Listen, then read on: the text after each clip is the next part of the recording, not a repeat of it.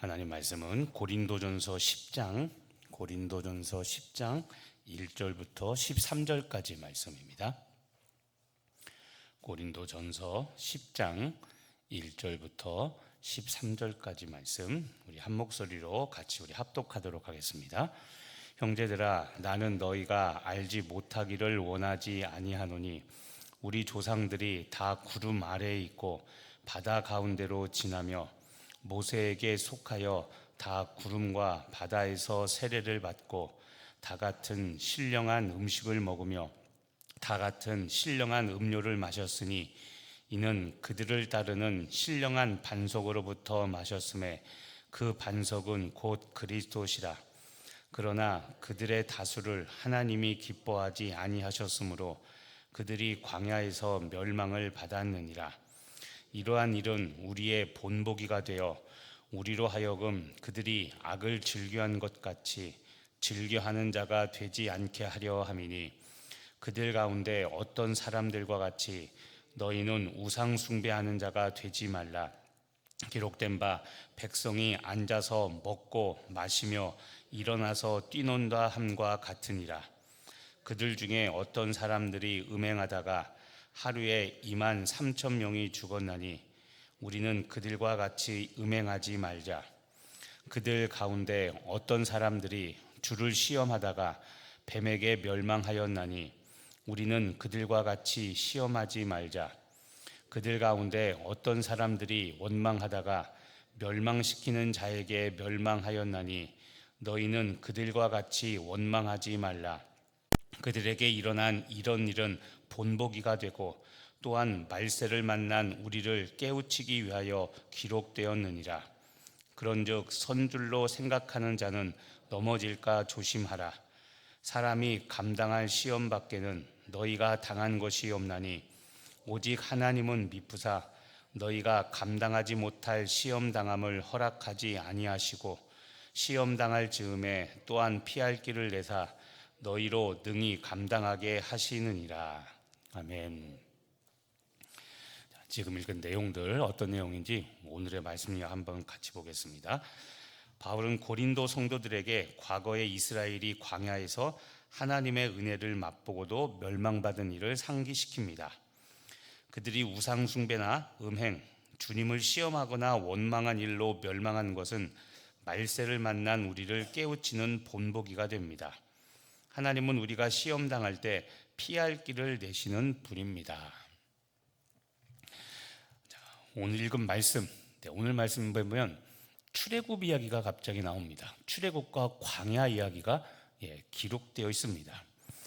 오늘 바울은 출애굽 역사를 주목합니다. 그 이유가 있는데, 출애굽 때 하나님의 진노와 하나님의 징계를 본보기로 고린도 교회의 각성과 회개를 촉구하는 내용이 오늘 기록된 내용입니다.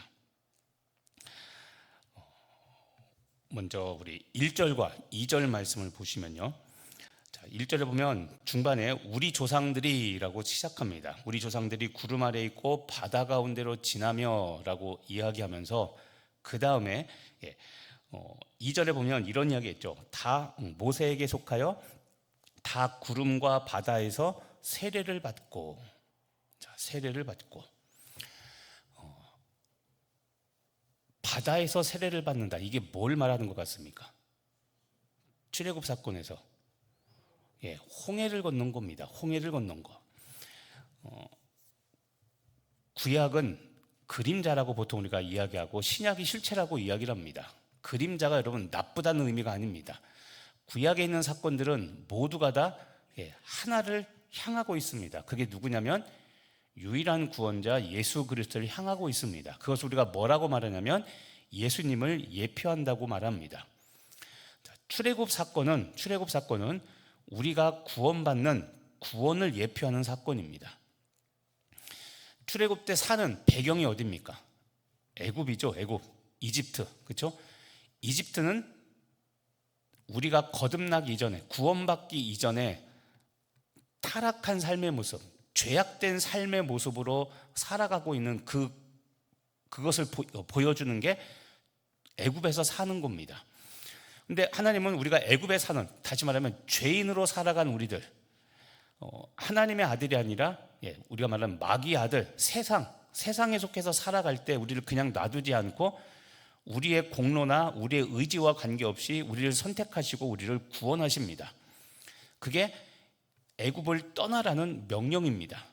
그래서 그 구원 명령에 순종해서 이제는 애굽을 버리고 이제는 약속의 땅으로 가죠. 근데 약속의 땅으로 가는 과정 중에 위대한 사건 하나가 있는데 그게 바로 홍해를 건너는 사건입니다. 10가지 재앙을 통해 하나님께서 애굽을 딱 묶어 놓으시죠. 그리고 이스라엘 백성들이 이제 떠나도록 상황을 다 만들어 놓으십니다. 그런데 상황은 만들어 놨지만 홍해를 건너는 이 일을 겪어야 되는데, 이 홍해를 건너는 게 무엇을 의미하냐면, 조금 전에 애굽은 세상이라고 말했습니다. 죄인으로 살아가는 우리들의 모습인데, 예수를 믿으면 종의 자식, 죄의 노예로 살던 구원받기 이전의 모습을 버려야 됩니다. 이 결단이 없으면 예수를 믿는 것은 헛것이고 믿을 수가 없습니다. 나는 더 이상 죄의 노예로 살지 않고 하나님의 자녀로 살겠다라고 작정하는 게 무엇이냐면 그게 세례입니다. 세례. 그래서 제가 이야기하죠. 제가 와서 하는 게 있습니다. 세례를 우리 교육자는 다 아는 겁니다. 세례 제발 많이 주려고 하지 말라고 제가 이야기합니다. 무슨 이야기냐면, 예수님은 알지도 못하는데 그냥 와서 세례 교육 받고 무조건 세례 받는다고 하는 사람은 소용없다고 그랬습니다. 본인이 예수를 구주로 고백하고 구원을 명확하게 알면 그러면 세례 주라고 이야기합니다. 그거와 똑같은 겁니다. 그런데 세례가 무엇이냐? 이게 구약의 출애굽 사건 중에서 홍해, 물을 건너는 겁니다. 출애굽 사건은 구원을 예표합니다. 그리고 출애굽 사건은 그렇고요. 홍해를 건넌 것, 이것은 그 구원의 과정 중에 세례를 예표하는 겁니다. 그래서 2절에 구름과 바다에서 세례를 받고, 바다에서 세례를 받는다, 이게 세례를 말하는 겁니다. 그리고 3절과 4절에 이제 이런 이야기를 합니다. 다 같은 신령한 음식을 먹고, 그 다음에 다 같이 신령한 음료를 마시고. 음식과 음료를 먹고 마시는 거, 이거는 다 어디로부터 났냐면 신령한 반석으로부터 나는 건데, 그 반석이 누굽니까? 그렇죠, 예수 그리스도입니다. 구약에는 이 반석이다 뭐 이런 얘기는 안 나옵니다. 그런데 신약에서 아까 말한 출애굽 사건은 하나님의 구원을 예표하는 건데, 이 먹고 마시고 신령한 음식과 신령한 음료를 먹고 마신 것은 광야 생활을 말하는 거죠. 광야, 만나와 메추라기, 이걸 먹은 걸 이야기하는 겁니다.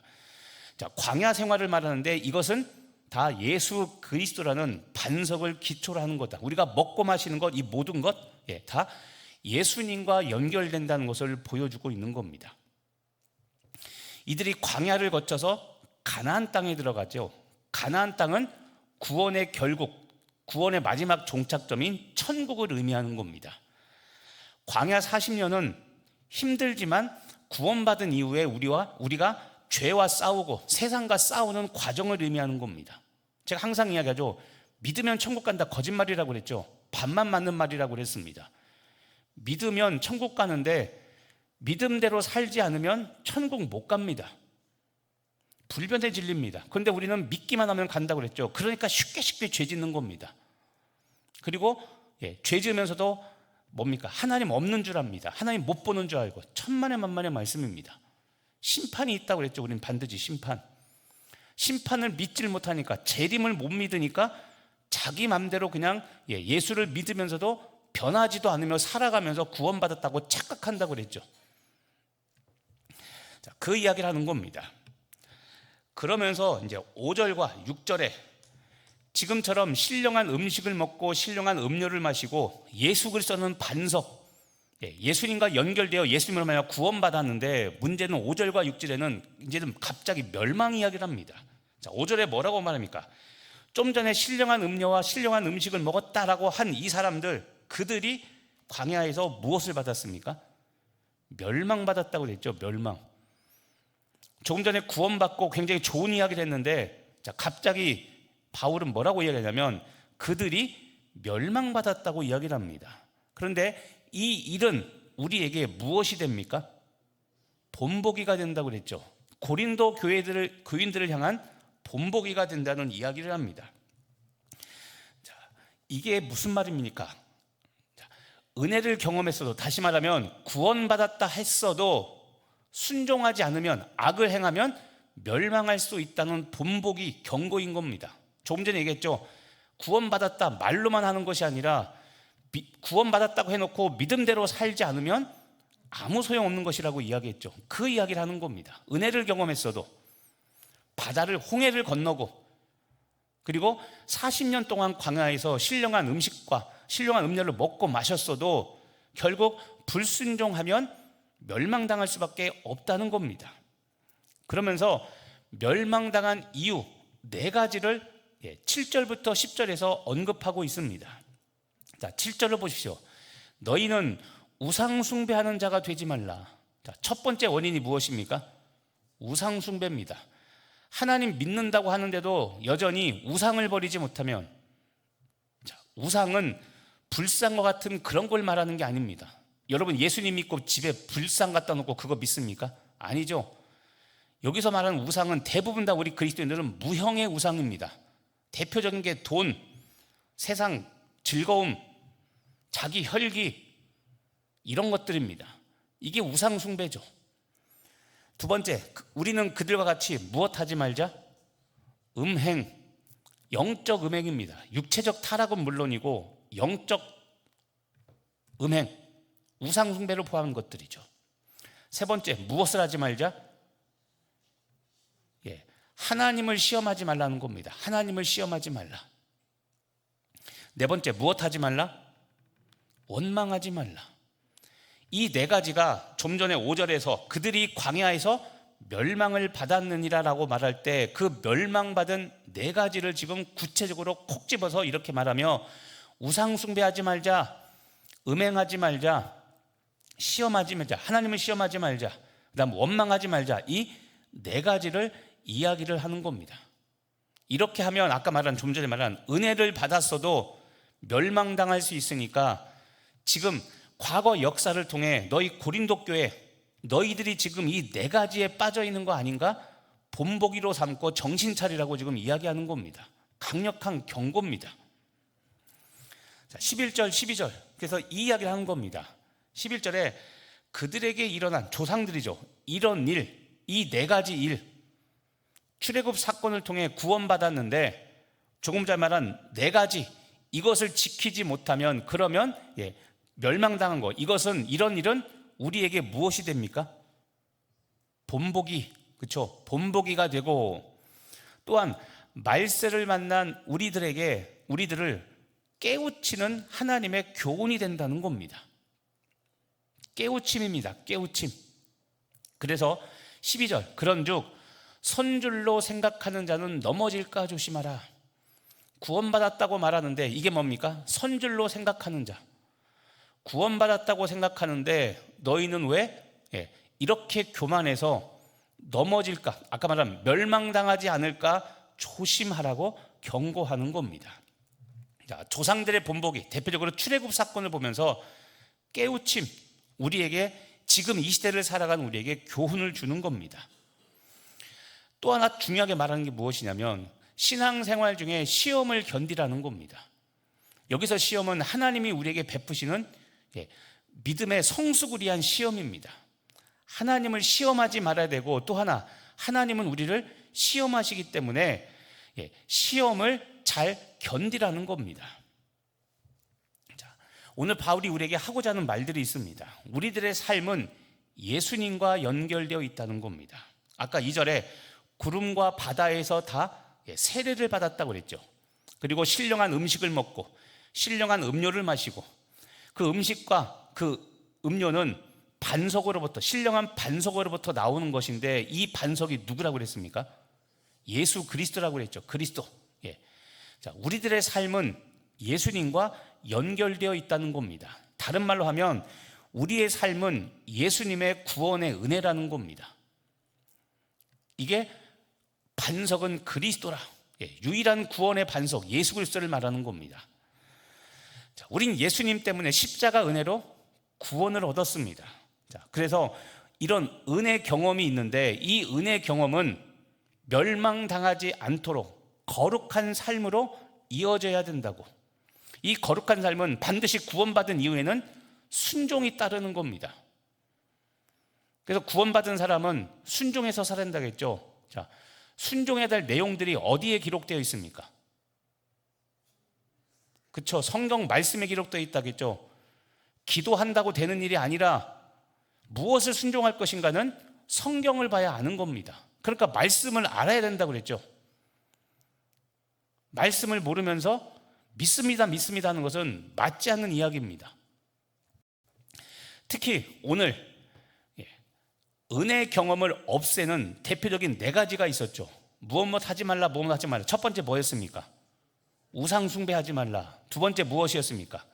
음행을 하지 말라. 세 번째 시험하지 말라. 네 번째, 그쵸? 자, 이 4가지 우상 숭배, 음행, 시험, 그 다음에 원망, 믿음 생활하면서 이거 버리라는 겁니다.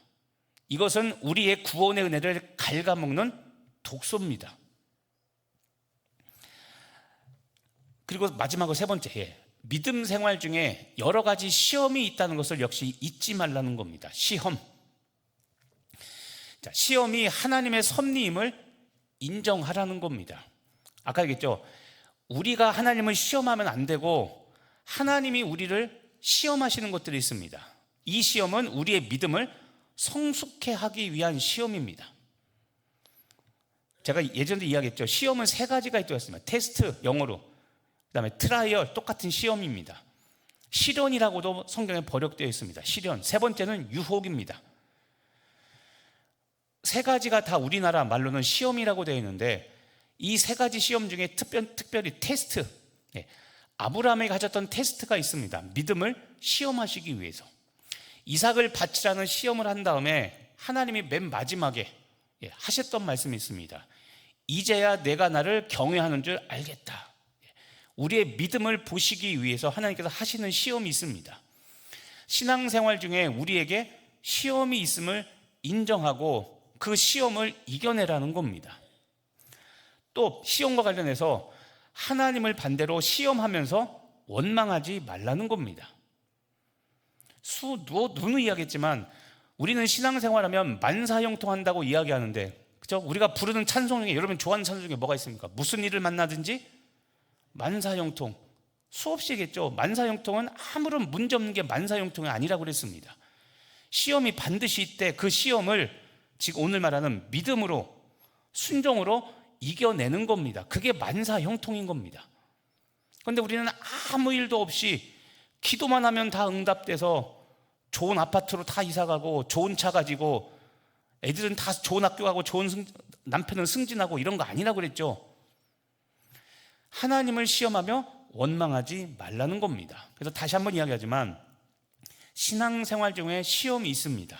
그런데 그 시험은 반드시 승리로 끝나도록 하나님은 계획하고 계시다는 것을 잊지 마시기를 바랍니다. 자, 시험은 반드시 승리로 끝납니다. 그게 오늘 마지막 절, 끝절 13절입니다. 자, 보십시오. 사람이 감당할 시험 밖에는 너에게 당한 것이 없나니. 자, 감당할 시험입니다. 하나님이 우리를 시험하시는데 이 시험은 반드시 이길 수 있는 시험입니다. 그 다음 보십시오. 오직 하나님은 미쁘사 너희가 감당하지 못할 시험당함을 무엇하지 않고? 허락하지 않고. 감당하지 못할 시험을 하나님은 허락하신 적이 없습니다. 하나님은 우리가 다 감당할 시험만 허락하셨습니다. 그게 무엇이냐? 마지막입니다. 시험 당할 쯤에 무엇을 내사? 피할 길을 내사 너희로 능히 감당하게 하시는 겁니다. 자, 이게 하나님의 시험에 대한 원칙입니다. 자, 시험, 다시 한번 얘기하지만 사람이 감당할 시험밖에는 너희가 당한 것이 없나니 오직 하나님은 미쁘사 너희가 감당하지 못할 시험 당함을 허락하지 아니하시고 시험 당할 쯤에 또한 피할 길을 내사 너희로 능히 감당하게 하시느니라. 어렵고 헷갈리지만 반드시 외우셔야 됩니다. 그래야 시험이 왔을 때 흔들리지 않습니다. 지금도 여러분이 겪고 있는 시험이 있다고 생각합니까? 그 시험, 첫 번째 시험, 아까 세 가지 종류가 있다고 했죠. 다 하나님이 주신 시험이 아닙니다. 여러분이 영적으로 객기 부려서 겪는 시험이 있습니다. 이건 하나님의 시험이 아니라 여러분이 자초한 멸망의 길입니다. 이걸 시험이라고 제발 착각하지 말아야 됩니다. 두 번째, 마귀가 하는 유혹을 시험이라고 여기지 말아야 됩니다. 하나님이 나에게 하는 시험은 다 합니다. 아브라함의 시험을 보면 합니다. 말도 안 되는 것을 요구합니다. 그런데 이 말도 안 되기 때문에 이게 마귀가 주는 거라고 착각하기 쉬운데, 그런 게 아니라 하나님이 나의 믿음을 시험하기 위해 하시는 그 시험일 수 있습니다. 그래서 시험은 구별해야 됩니다. 분별. 이건 능력이 아니라 예수를 믿는 사람이라면 누구나 다 할 수 있는 일이지 은사가 아닙니다. 시험은 어떤 것인지 내가 분별할 수 있습니다. 시험 당했다면, 여러분이 지금 하나님이 겪는 시험을 겪고 있다면 첫 번째 기억하십시오. 감당할 시험밖에는 주지 않았습니다. 그리고 반드시 하나님께서 피할 길을 주셔서 내가 능히 감당하게 하신다는 것을 잊지 마시기를 바랍니다. 핵심이 무엇입니까? 시험이 올 때 13절 마지막 무엇도 함께 옵니까? 피할 길도 함께 온다는 것도 잊지 마시기를 바랍니다. 그래서 그 피할 길이 올 때까지 무엇 해야 됩니까? 인내, 순종해야 되는 겁니다. 여기서 말하는 인내, 순종은 말 같지도 않은 상황인데 이게 하나님께서 허락하신, 하나님께서 하라고 한 거기 때문에 자기 부인 우겨쌈을 당하여도 참고 견디는 일이 필요합니다. 이 우겨쌈은 모욕스럽고 수치스러운 일도 반드시 들어갑니다. 아까 말한 만사형통이 아니라 불통입니다. 불통 가운데 인내하며 순종하는 것, 이게 우리의 믿음을 성장시키는 겁니다. 그런데 이게 안 되니까 아까 얘기했죠. 객기 부리고 혈기 부리고 쌈질하고 교회 안에서 사역하면서 이게 안 되는 겁니다. 제발 돌이키시기를 바랍니다. 그래서 마지막 이야기합니다.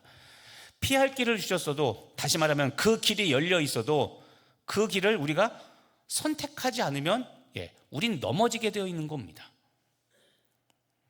오늘도 다시 한번 돌아보시며 지금 강조한 순종, 그리고 의인의 고난의 길을 내가 걷고 있는가? 악인의 형통한 길이 아니라 의인의 고난의 길을 겪고 있는가? 오늘도 보시며 오늘 바울이 고린도 교회를 향하여 본보기로 삼았던 출애굽 사건과 구원 사건을 보면서 내가 지금 어디를 가고 있는지, 지금 내가 겪고 있는 일이 어떤 일인가를 다시 한번 돌아보시며 순종과 인내로 의인의 고난의 길을 감으로 승리하는 여러분 되시기를 예수님의 이름으로 축복하며 기도합니다. 기도하겠습니다. 하나님, 오늘도 우리가 가야 될 길을 가고 있는가 다시 한번 내 모습을 보게 하여 주옵소서. 사람이 감당할 시험 밖에는 너희가 당한 것이 없나니 오직 하나님은 미쁘사 너희가 감당하지 못할 시험 당함을 허락하지 아니하시고 시험 당할 즈음에 또한 피할 길을 내사 너희로 능히 감당하게 하신다고 말씀하셨으니 하나님, 주께서 피할 길을 내실 때까지 인내와 순종으로 믿음의 길을 걷는 우리들 되게 하여 주시옵소서. 반드시 주께서 우리를 승리케 하심을 믿고 우리가 가고 있는 이 길이 의인의 고난의 길이 맞다면 흔들리지 않게 하여 주옵시고 끝까지 인내하고 순종하여 하나님, 이 길 끝에서 반드시 예수 그리스도를 만나는 우리 모두 되게 하여 주옵소서. 예수님의 이름으로 기도합니다. 아멘. 오늘 나에게 주신